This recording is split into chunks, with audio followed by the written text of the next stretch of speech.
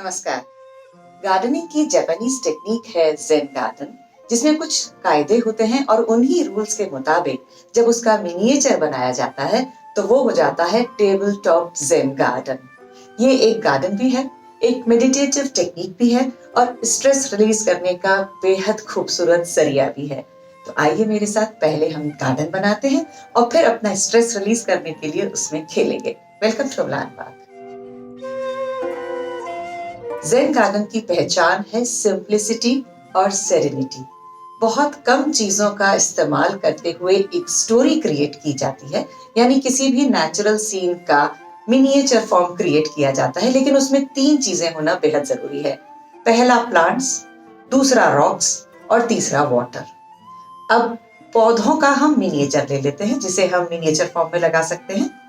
Rocks या कोई भी छोटे पेबल्स बड़े पहाड़ों को रेप्लिकेट करते हैं और पानी के लिए कभी भी नॉर्मल वाटर नहीं लिया जाता है, उसके लिए सैंड इस्तेमाल की जाती है। तो सैंड को जब हम पानी के फॉर्म में रेप्लिकेट करेंगे और उसमें खेलेंगे तो एक स्टिलनेस की फीलिंग, एक अपने वजूद के बैलेंस की फीलिंग आएगी। ज़ेन गार्डन बनाने के लिए जिन भी चीजों की जरूरत है उसमें है कुछ ये चीजें।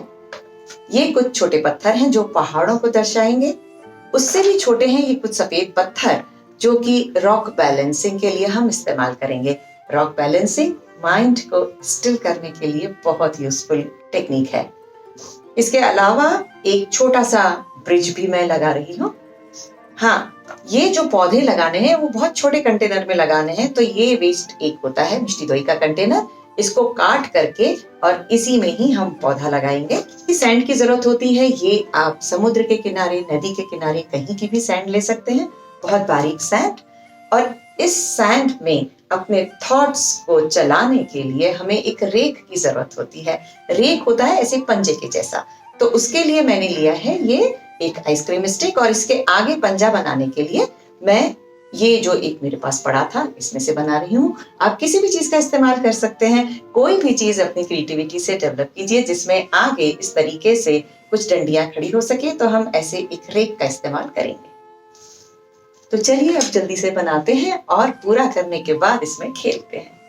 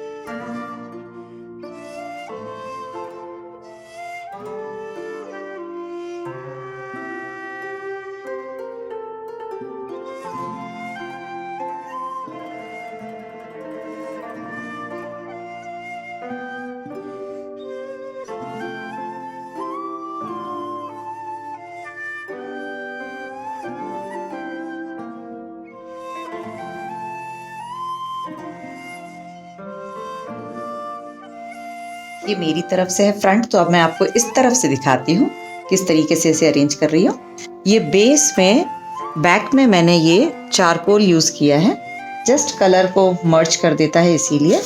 और इसके ऊपर ये पौधे लगा करके रॉक सेट किए हैं। कहीं कहीं इसमें मॉस का भी प्लेसमेंट किया जाता है। मॉस का सब्स्टिट्यूट मैंने ये आर्टिफिशियल ग्रास को ले लिया है। ये भी जितना भी वेस्ट कहीं ना कहीं से बचा होता है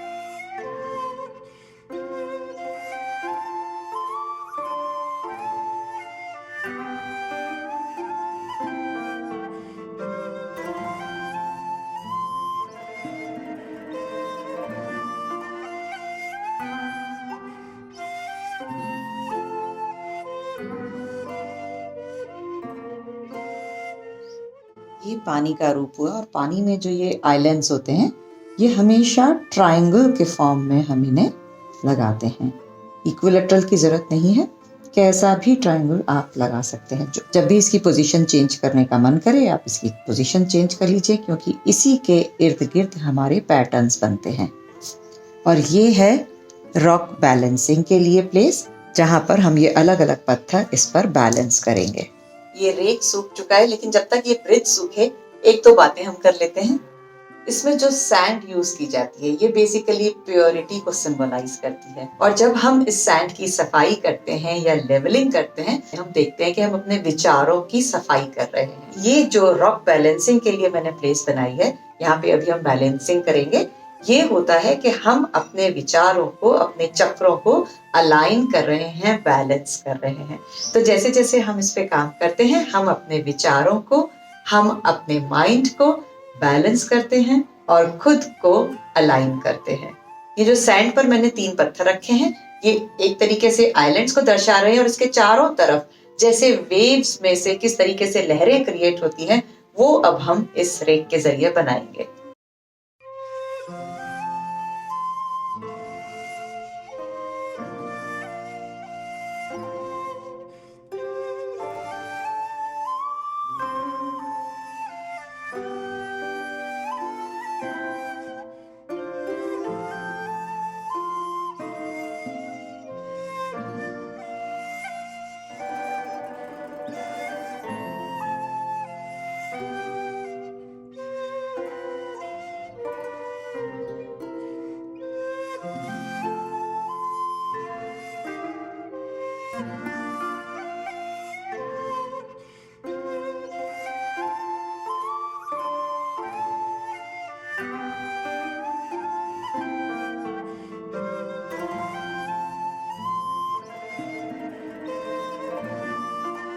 और जब आज इसे बना लिया, कल दोबारा कुछ बनाना है तो इन पत्थरों को हटाइए और किसी भी फ्लैट प्लेन से इसे बराबर कर लीजिए। फिर से नए तरीके से अपने स्टोन्स लगाइए और अगले दिन कुछ नया पैटर्न डेवलप कीजिए। जब आप ब्रेकिंग करते हैं तो आपको बिल्कुल सांस नहीं लेते, आपका पूरा ध्यान इधर रहता है, तो इसीलिए आपका दिमाग, मन, चित्त सब शांत हो जाता है। अब अगली चीज है रॉक बैलेंसिंग।